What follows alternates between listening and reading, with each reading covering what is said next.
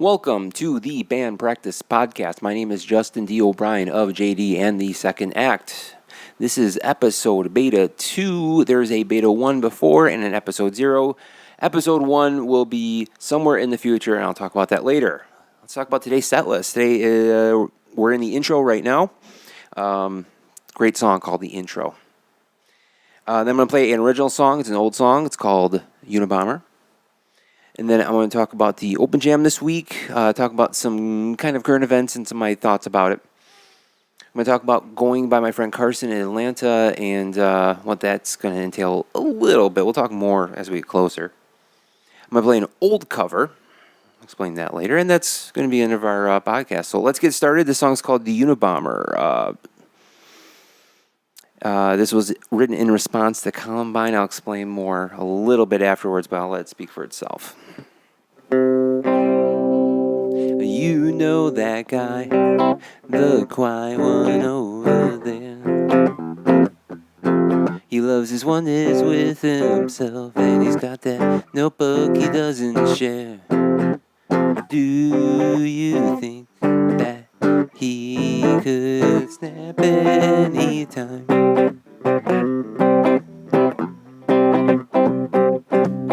So what should you do? Are you on his list of people he wants to shoot? Being his friend could make him miss talking up to the Unabomber, making sure that you're not next. A month ago he was a no, and now everybody's his best friend. He's got girls, wears the latest clothes, goes to every party, and he's lost his killing agenda. He gets laid more than I ever will. So what if it was all a ruse? Just a well-laid plan. Well, it worked for him. Maybe I should try it too. Sucking up to the Unabomber, it's making sure that you're not next. A month ago he was a no, and now everybody's his best friend. Hey, hey, hey.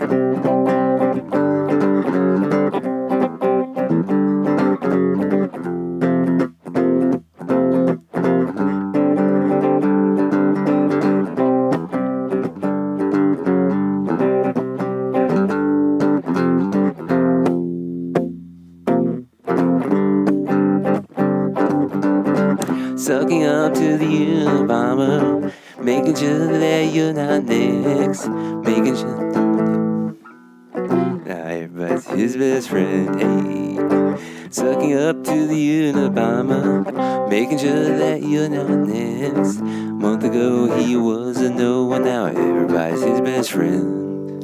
Now everybody's his best friend. Now everybody can be my best friend too. Sorry about that little stink up at the end. So, well, I guess I don't care about the explicit takes off. Fucked up at the end. My one weakness is the lyrics. Oh, I'm so sorry. So, a song called Unabomber. That was in response to Columbine saying, you know, not those guys specifically, but just what if a copycat took it to a different level? Almost like reverse Heathers. Heathers Kids. Look it up. It's a movie. So, let's talk about my week. Normally this would be Open Jam night, but no Open Jam tonight. They're doing something else. The venue is very nice. It's a great Open Jam. I did some periscoping. Check out my periscoping. I don't know how to control it, but check out my periscoping. That was a good time. Maybe I'll try to insert them somewhere or during, whatever. And yeah, that was a really good time. I played actually 2 songs. This is the first time I played 2 songs by myself or any originals or whatever, in my capacity. All I've done up to this point was jamming, whether following someone else or, hey, let's do an E minor, blah, blah, blah,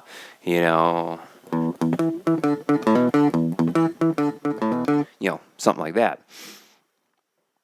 But I played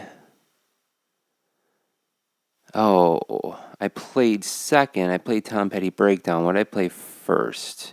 I played 27 Club. Duh. That's why I played on the last podcast. And that went well. It was a great night. Yeah, I was kind of bummed that it's not tonight, but oh well. You got me now. So it's going to be a good time. My friend Mike was supposed to be here tonight, but he had other obligations. So look for him to be a future guest on this podcast, but he was also going to join me for Open Jam. So that'll be a double bonus. Maybe we can get him to Open Jam and then talk about it on the podcast. Okay. So enough about Open Jam. I want to talk about John Mayer and Grateful Dead. So there's this story, and I already recycled the paper, so excuse me. But John Mayer is taking Jerry Garcia's role in Grateful Dead. It happened as a one-off, and then they just really hit it off as musicians. And it really struck me that I'm not a Grateful Dead person. I'm not, I'm familiar. Not a John Mayer person. I'm familiar. I understand they're immensely talented, great catalog, etc. But just the way they talked about the partnership really struck me about when you get someone special, and there's been times when I've gotten to play with people that were special or watched people who were special. And I'm pretty sure if you think about it, you know what I'm talking about. And if you haven't, you probably, think about the Jimi Hendrix of the world, seeing that kind of performance, except in the flesh, people who really have it. So I thought it was very interesting talking about that, just that musician spirit and how just a bond. And they were talking about is, John Mayer was like, I'm going to put my solo record that's in the bag on hold to play. I mean, that's a huge commitment on his part. It's a lot of money on the table, to go do this with the Grateful Dead and do whatever. They're going to figure out what they're going to do next besides tour and blah, blah, blah. So I don't know. There's something to be said there, even if I don't, follow them, and I just kind of acknowledge it that, there's something on another level with music, and I think we all know that. That's why we're here. So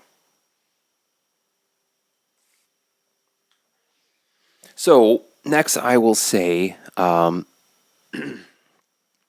friend Mr. Carson in the band Sunnyside, I will be visiting him in Atlanta, so this is hashtag MKE2ATL for Run the Jewels and Mastodon and NoFX. Hang out with him, hopefully see his band either perform or at least practice, and then just hang out and have a good time. He challenged me to learn a At the Drive-In song, one of the bands that we both really like, and working on an invalid, litter department.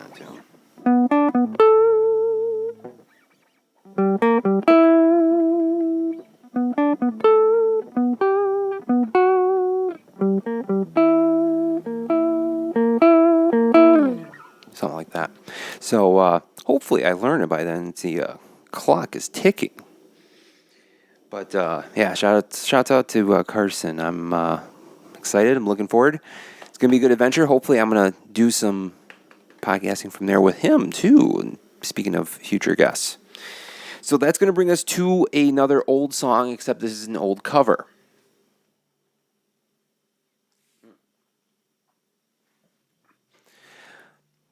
I'm just going to say this is an old cover. It's called Going to Pascala, or something to that effect. And I'm going to leave it there. If you don't know it, look it up. If you know it, sing along.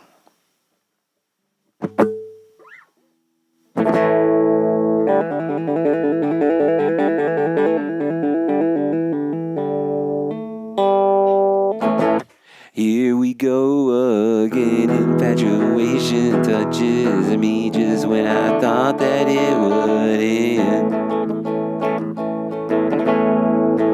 Oh, but then again, it seems much more than that, but I'm not sure exactly what you're thinking.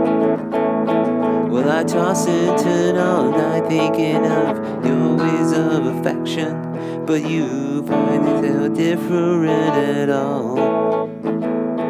Well, I throw away my past mistakes and contemplate my future. That's when I say, what the hey? Would I last forever?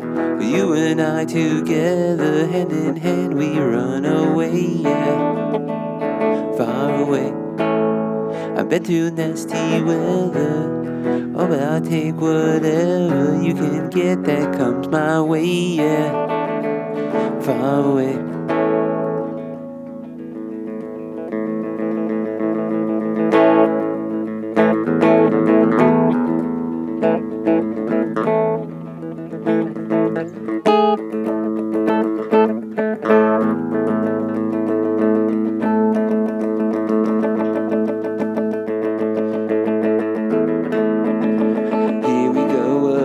Infatuation touches me just when I thought that it would. Oh, but then again, it's just much more than that, but I'm not sure exactly what you're thinking. I toss and turn all night thinking of your ways of affection, but you find that it's so different at all. Well, I throw away my past mistakes and contemplate my future. That's when I say, what the hey? Will I last forever? You and I together, hand in hand, we run away, yeah. Far away. Been through nasty weather, but I'll take whatever you can get that comes my way, yeah. Far away, far away.